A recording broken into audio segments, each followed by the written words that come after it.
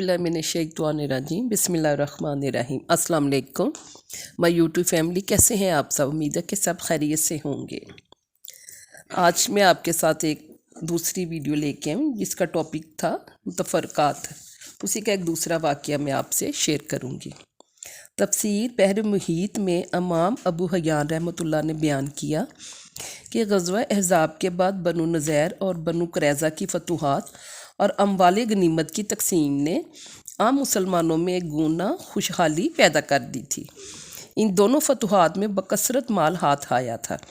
इसी ज़माने में अज़वाज मोहतरात रज़ी अल्लाह अन्हों को भी ख्याल आया कि नबी का घर भी इससे मुस्तफ़ीद होना चाहिए।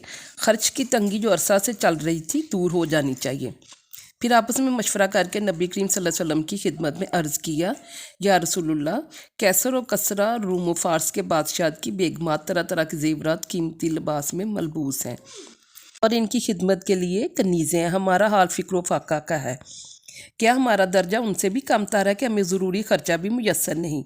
या रसूलुल्लाह, हमें साल भर का ख़र्चा दे दिया जाए ताकि सुकून व इत्मीनान से हमारी ज़रूरतें पूरी हों।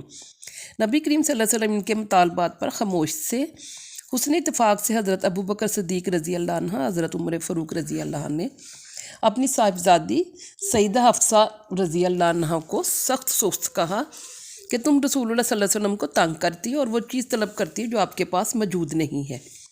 इसी सूरत हाल के बाद आप अपनी ज़वाज मोहतरात से एक माह के लिए अलहदा भी हो गए थे।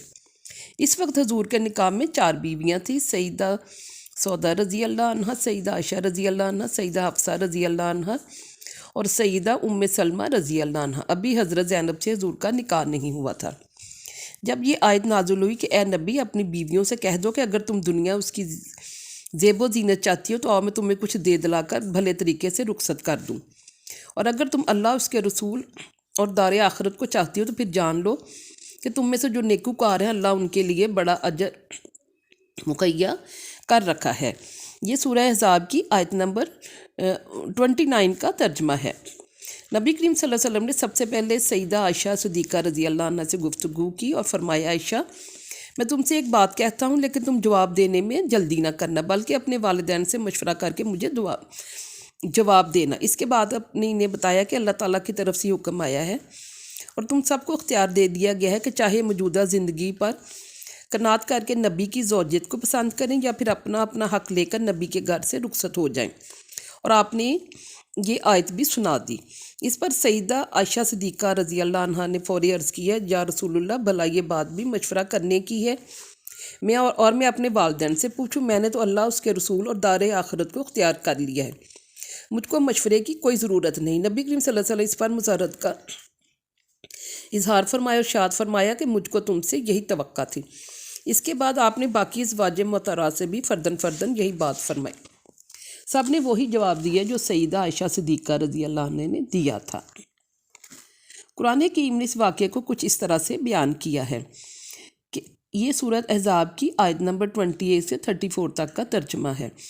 इसका तर्जमा कुछ इस तरह से, नबी, आप बीवियों से फरमा दीजिए कि तुमसे 2 टोक बात की जाती है ताकि हमेशा के लिए बात ख़त्म हो जाए। वो ये कि अगर दीनवी ज़िंदगी का ऐश और उसकी बहार चाहती हो तो मैं तुमको कुछ माल मता दे दूँ, तुमको खूबी के साथ रुखसत कर दूँ, यानी सुन्नत के मुताबिक तुम्हें तलाक दे दूँ या जहाँ चाहो जाकर दुनिया हासिल कर लेना। और अगर तुम अल्लाह को चाहती हो, उसके रसूल को, आलम आखिरत के बुलंद दर्जात को, तो तुम में से नेक किरदारों के लिए अल्लाह ने आखिरत में अजर अजीम मुहैया कर रखा है। नबी की बीवियों, जो कोई तुम में खुली हुई बेहूदगी करेगी जिसमें रसूलुल्लाह सल्लल्लाहु अलैहि वसल्लम तंग व परेशान हो, उस पर आखिरत में दोहरी सज़ा दी जाएगी। ये बात अल्लाह को आसान है। और जो कोई तुम में से अल्लाह की, उसके रसूल की फरमाबरदारी करेगी, नेक काम करेगी, तो हम उसको उसका सवाब भी दोहरा देंगे। और हमने उसके लिए ख़ास उम्दा रोज़ी तैयार कर रखी है जो जन्नत में नबी की अज़वाज के लिए ख़ास है। ए नबी की बीवियों, तुम मामूली औरतों की तरह नहीं हो। अगर तुम तकवा अख्तियार करो, बस तुम ज़रूरत के वक्त नामहरम मर्दों से दब कर बात ना करो कि ऐसे शख्स को ख्याल होने लगे कि जिसके दिल में ख़राबी व फसाद है, और कायदा के मुवाफिक बात करो। कुरान ने औरतों को यह अदब सिखाया कि किसी मर्द से बात करो तो इस तरह कहो जैसे माँ कहे बेटे को, और बात भी भली और माकूल हो। اور تم اپنے گھروں میں اقرار پکڑو، دکھلاتی نہ پھرو جیسا کہ دستور تھا زمانہ جاہلیت میں آزاد پھرنے کا۔ تم نمازوں کی پابندی رکھو، زکوٰۃ دیا کرو، اور اللہ کا اور اس کے رسول کا کہنا مانو، کیونکہ اللہ کو یہی منظور ہے۔ اے نبی کے گھر والوں، تم سے معصیت و نافرمانی کی آلودگی کو دور رکھے اور تم کو گناہوں سے پاک صاف رکھے۔ تم قرآن کو، اس کے علم کو یاد رکھو جس کا تمہارے گھروں میں چرچا رہتا ہے۔ بے شک اللہ تعالیٰ رازدان سے پورا خبردار ہے۔ سیدہ عائشہ صدیقہ رضی اللہ عنہ فرماتی ہیں کہ نبی کریم صلی اللہ علیہ وسلم کا ہر روز معمول تھا کہ عصر کی نماز کے بعد تمام ازواج محترات کے گھر تھوڑی دیر کے لیے تشریف لے جاتے، خیر خیریت دریافت فرماتے۔ ایک دن سیدہ زینب بن حجش رضی اللہ عنہ کے گھر کچھ زیادہ دیر بیٹھ کے ان کے ہاں کہیں سے شہد آیا ہوا تھا۔ حضور کو شہد پسند بھی تھا۔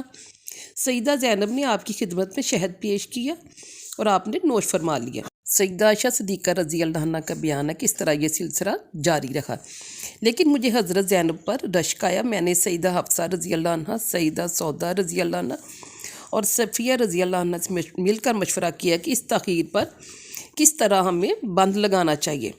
مشورہ میں طے یہ ہوا کہ جب آپ زینب رضی اللہ عنہ کے پاس سے واپس آئیں تو آپ سے یہ کہا جائے کہ یا رسول اللہ، آپ کے دہن مبارک سے مغافیر کی بو آ رہی ہے۔ یہ ایک قسم کا پھول ہوتا ہے جس میں کچھ بسانت سی بو آتی ہے، اور اگر شہد کی مکھی سے شہد حاصل کرے تو شہد کے اندر اس کا بسانت پن بھی آ جاتا ہے۔ یہ بات سب کو معلوم تھی کہ نبی کریم صلی اللہ علیہ وسلم کو بودار چیزیں پسند نہیں تھیں۔ بہرحال آپ کو سیدہ زینب کے گھر زیادہ ٹھہرنے سے روکنے کے لیے یہ تدبیر اختیار کی گئی کہ جب آپ دوسری بیوی کے گھر تشریف لائیں تو کہا جائے کہ آپ کے منہ سے آج بو آ رہی ہے۔